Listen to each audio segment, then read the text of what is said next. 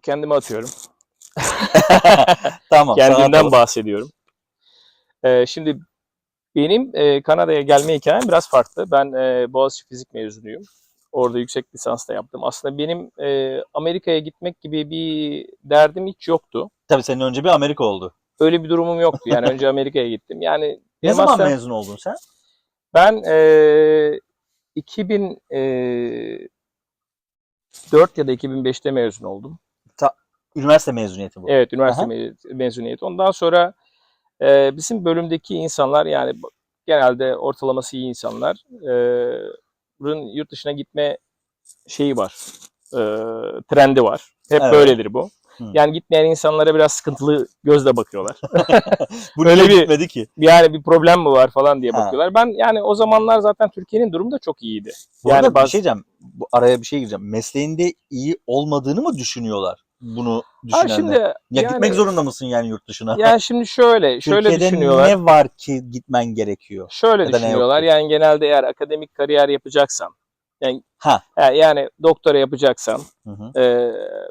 böyle de bir fırsatın varsa neden kullanmadın gibi bakıyorlar. Çünkü Hı. yani bunun aslında gerçekliği de var. Yani gidip görünce, yurt dışındaki araştırma imkanlarını görünce ve Hı hı. Türkiye'deki araştırma imkanlarını görünce arada çok büyük bir fark olduğunu görüyorsun. Evet. Yani mümkün değil çünkü araştırma para demek. Öyle mi? Araştırma para demek. Hı. Yani bunu Amerika'da görüyorsun. Bunu detaylı olarak anlatırız. Tamam. Bunu Amerika üzerine Evet, konuştuğumuzda yani konuşacağız, evet. yani sadece yetenekli insanlara sahip olmak, iş gücüne sahip olmak yeterli değil.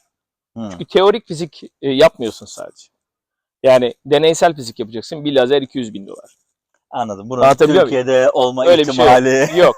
Yok. Evet. Bir de buna daha doğrusu olma ihtimali tabii ki var. Türkiye fakir bir ülke değil. Lakin buna bir önceliklendirme Evet, olması, buna yatırım öyle bir yapılması. şey yok. Öyle bir öncelik sıralaması yok. Dolayısıyla ben aslında biraz zaman kazanmak için master yaptım herkes gibi. Hı. Yani Bunu nerede yaptın?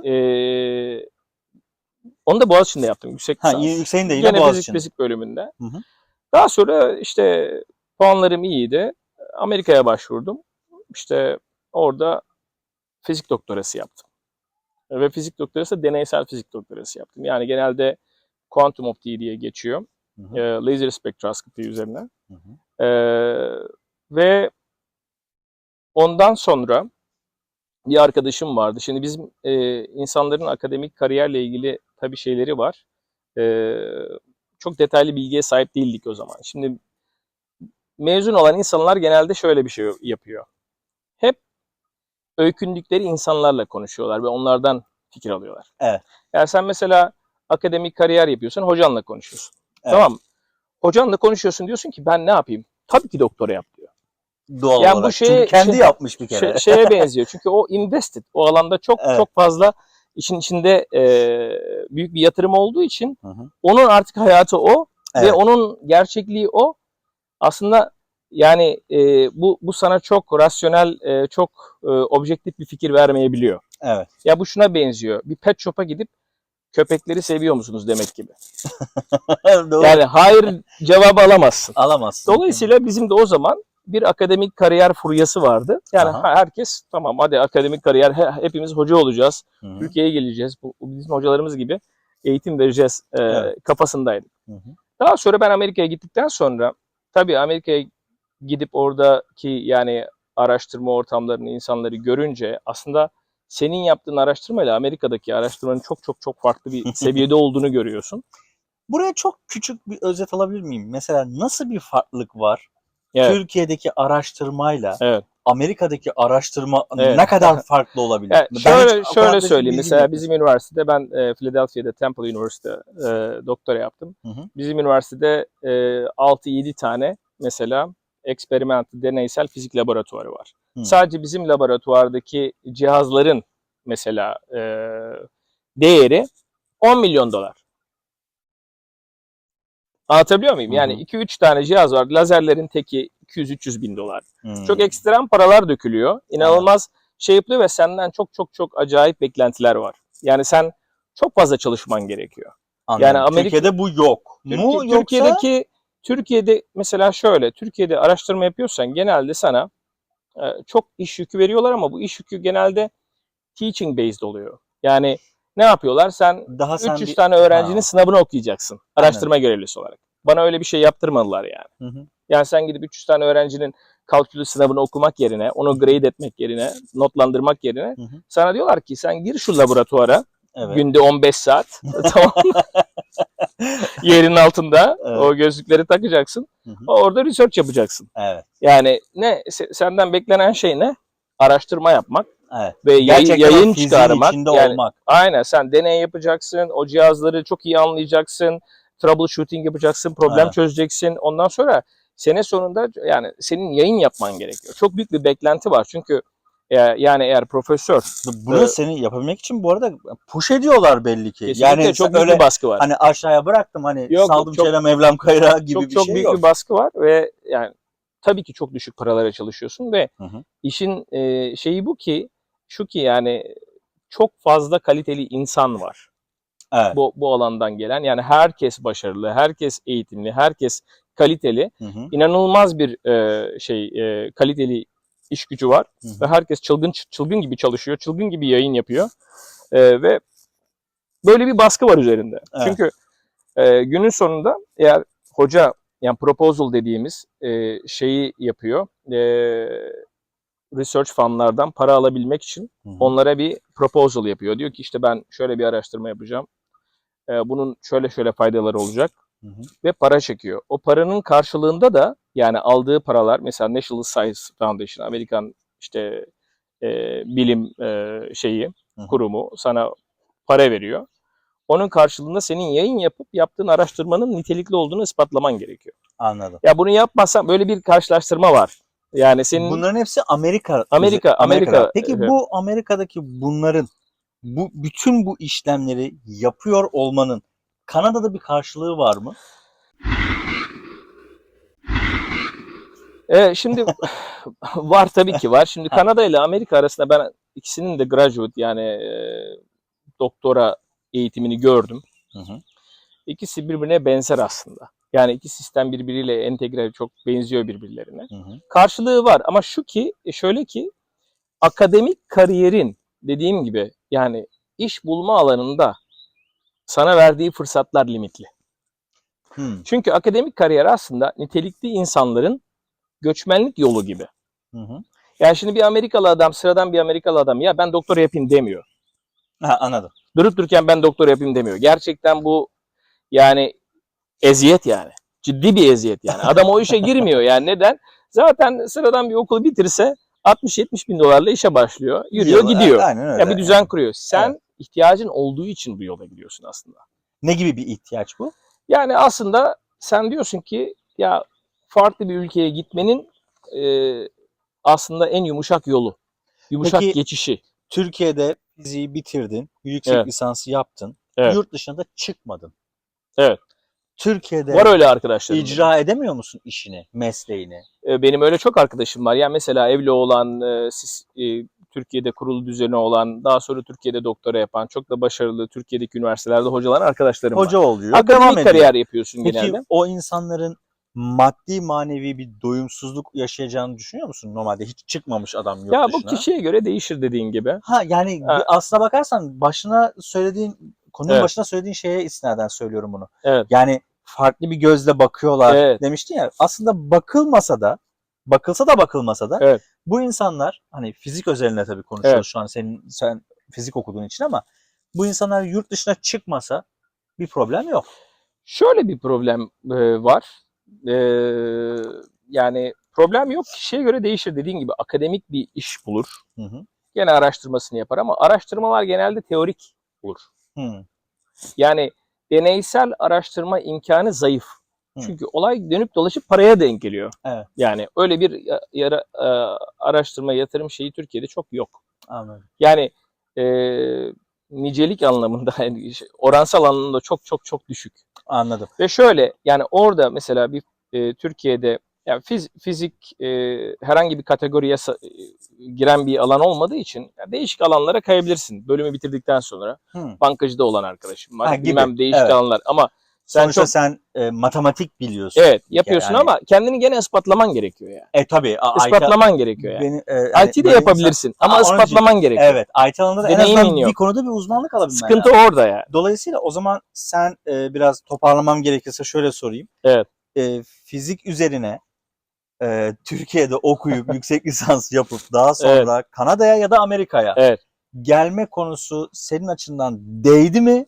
Evet. Gelmekte iyi ki gelmişim.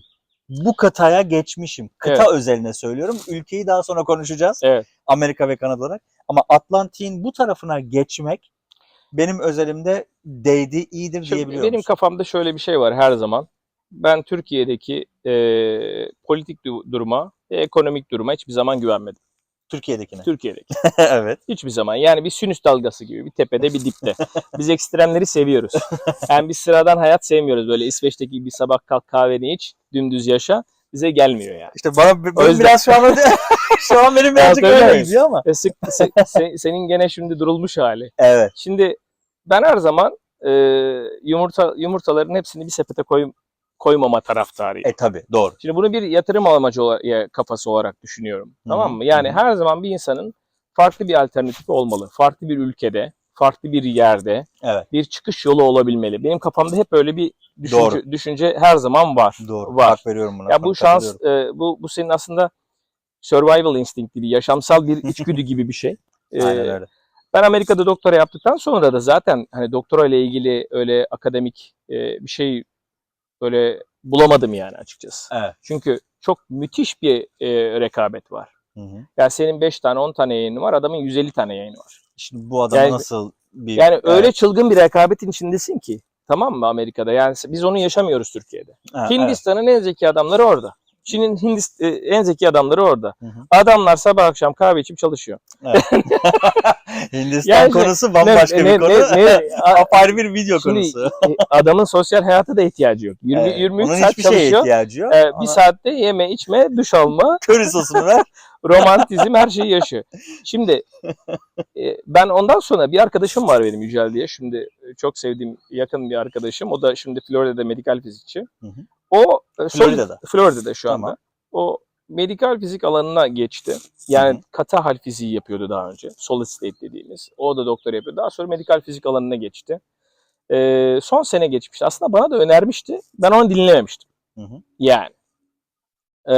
O yüzden zaten aslında zaman aldı bu süreç. Hı hı. Ha dedim ya nedir bu falan. Hani daha böyle farklı bir alan. Daha insan ilişkileri gelişmiş bir alan. Bir de medikal alan olduğu için fizikçiler radyasyon onkolojisinde işte ameliyatlara giriyorlar. Radyoterapi bölümünde çalışıyorlar. Çok kritik bir görevde. Hı. Onunla ilgili haşır neşir olmuştum ve yani benim bu experimental alanda, deneysel anlamda böyle çok fazla böyle ödüllendirici olmayan bir kariyerle karşılaşmamdan sonra dedim ki ben bir geçiş yapayım ona. Onun için medikal fizik alanında bir senelik bir post doktora yaptım. Kanada'da. Amerika'da yaptım. Amerika'da. Wisconsin'da yaptım. Önce Tamam. Philadelphia'daydım. Daha sonra Hı hı hı. Wisconsin'a gittim. Okey. Daha sonra yani şöyle bir şey oldu. Bir tükenmişlik sendromu mu dersin artık ne? Yani şimdi şöyle bir şey var. Amerika'da kalmak çok zor bir şey. Hı hı. Eğer araştırma yapman Kanadalılar gerekiyor. için bile öyle. Herkes için öyle. Yani Amerika'da çok zorlayıcı. Yani eğer böyle nasıl söyleyeyim? Kısa yolları seçmiyorsan. Hı hı. Hı hı. Anlatabiliyor muyum? Yani evlenmek gibi veya şey gibi. Gerçekten çok zor. Araştırma görevliliği yapsaydım uzun seneler o iş olurdu ama Hı hı. daha sonra Kanada iyi araştırmaya başladım.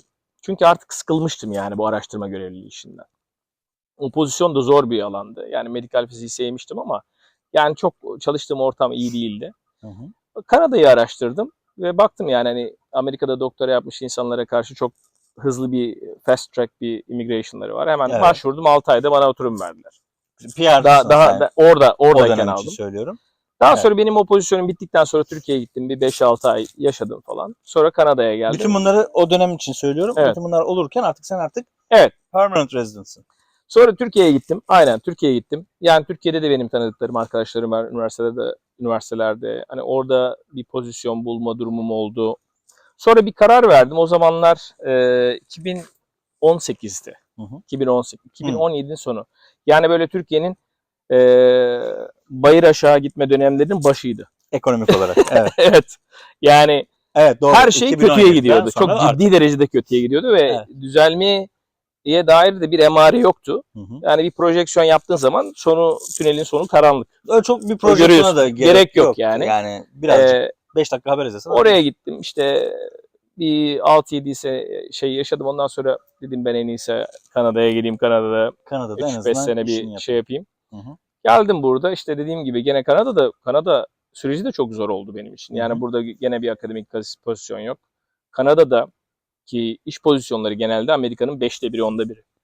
Biraz Yani, nüfusla da orantılı, iklimle de orantılı, ve yönetimle de alakalı. yönetimle de alakalı. Ya bunları aslında detaylı olarak konuşmak Bunları gerekir. başka videolarda tekrar Yani konuşacağız. Kanada'da Evet. gerçekten hayat herkes için kolay değil. Neyse. Daha Birçok sonra kişi ben için kolay değil. burada ama buranın belli avantajları var. Evet. Mesela eğitim anlamında çok iyi avantajları var. Ben bir postgraduate böyle bridge programı yaptım. Hı hı. Medikal fizikle ilgili çeşitli işte Bunu yapabilecek başka bölümler var mı? Bak şu meslekte olanlar da şu üniversitede bunları okuyan insanlar aynı benim gibi böyle Kanada Amerika benim şeklinde. alanımda fizikte doktorası olması gerekiyor. İdeali. Benim Hı. alanımda. Ama farklı alanlarda mutlaka vardır. Yüksek Yani lisans bile yeterli olabilecek bölümler var. vardır mutlaka. Bu ne Benim gibi? alanım çok Yine farklı. şey mi, sayısal ağırlıklı bölüm dersleri gibi mi? Yani işte matematik mezunu, fizik mezunu, biyoloji mezunu gibi mi, yoksa Hı bir hı. bilgisayar mühendisi vesaire bu şekilde mi yola çıkmalı? Yoksa bilgisayar mühendisi burada gelip Ya normal kolejini okusun zaten benim devam eder. gördüğüm şey Kanada'da ki kafa yapısı şu. Senin Kanada'da herhangi bir diploman yoksa seni çok ciddiye almıyorlar. Evet. Çok net bir şey. Bu %100. Ve ben Amerika'da doktorası olmasına rağmen Hı hı. bunu yaşadığımı düşünüyorum. Çünkü Evet. ben bu bridge programımı bitirdikten sonra benim doktoram Amerika'da olduğu için Hı hı. ben mesela Kanada'da doktorası olan insanların yaptığı başvuruları gördüm. Onlar 4-5 tane interview alıyordu. Ben bir tane alıyordum. Anladım. Aslında gerçekte benim doktoramın onlarınkinden iyi olduğunu düşünüyorum. Ben açıkça söylüyorum. Discrimination dedi. Açıkça. Ama yani öyle bir kafa yapısı var.